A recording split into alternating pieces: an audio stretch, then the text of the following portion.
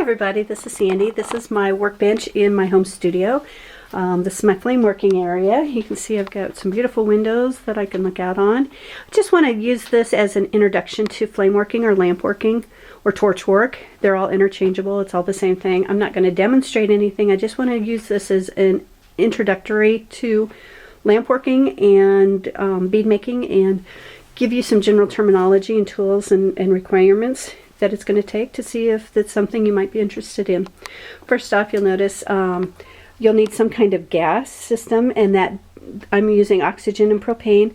That depends on the torch that you're using. There's also natural gas and MAP gas, again depending on the torch. The torch I'm using is a National 8M, and what I like about this, I can use it for both soft glass and hard glass, and I can change the way the torch reacts just depending on the tip, and I believe it's the only one out there that I can actually change a tip on and get a totally different torch.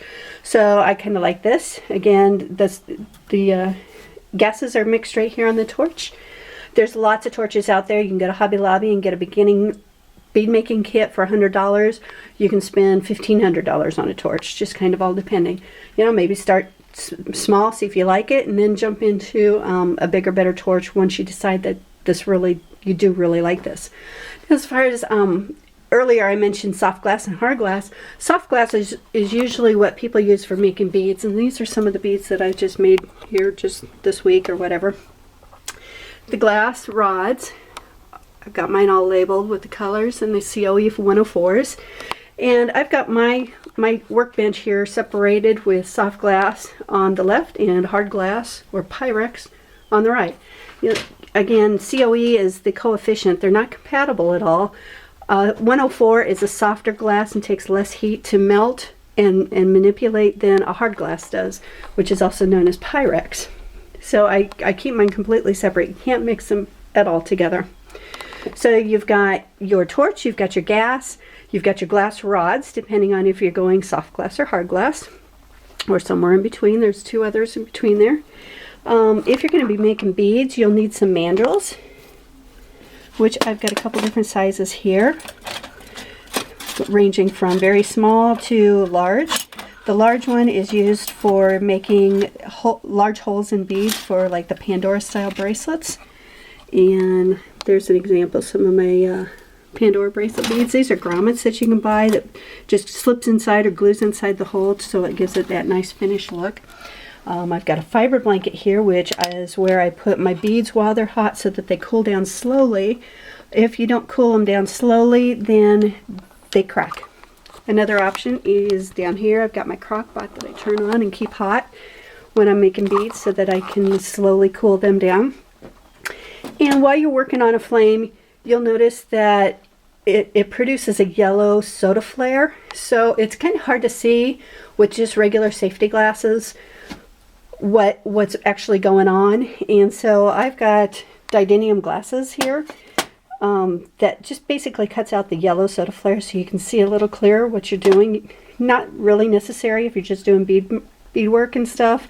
I like it because it just helps me see clear.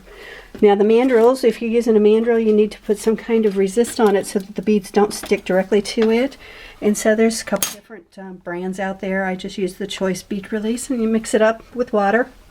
Dip your mandrel in it and let it dry. Here's my mandrels that I've already got done. Sitting in pegboard in a nice pretty little planter. It works great for me. So there's my beadworking stuff. You can see I've got some different manipulating tools down here.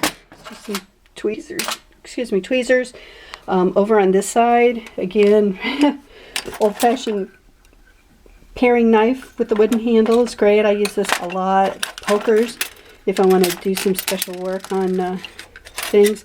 I love going to Harbor Freight, and so I pick up a lot of these tools there, just little flat mashers and manipulators and things like that to help me kind of push and pull or poke or prod or whatever. You don't have to spend a lot. Stainless steel and brass works the best. Got some frit here, which is just ground up. This is fine frit, medium, and where's my large? Over here, there's some large. Just ground up glass bits. And again, there's an assortment of pinchers and pliers, and some of them are homemade, some of them are commercial made. Gives you different designs. You can see the leaf design on that. Hard glass is Pyrex. Again, I mentioned that. And these are North Star, which is just a sample of some of the colors. And I like these because it gives me a lot of colors without having to buy a lot of one color. And they're all labeled, which is really, really great. So, other than that, you can see a bead rake, stainless steel table, so if I have some glass fall or drop, I'm not going to burn the house down. These are some of our sculptures that we've done with the Pyrex glass. Usually the hard or the Pyrex glass, the COE 33, is what you're going to see when people are doing more sculpture work like this. And you're going to see the 104s when people are doing the bead making. So anyway, that's just kind of a short overview. Hopefully you'll be interested enough to get your hand in it, take a class, or watch a lot of YouTube videos. They're great. So you can see if you're interested in doing something like this. We carry the supplies. I'm also doing some one-on-one tutorials. So if you're interested in anything like that, give me a call. I'd be happy to set up a tutorial training session with you. Good luck and enjoy.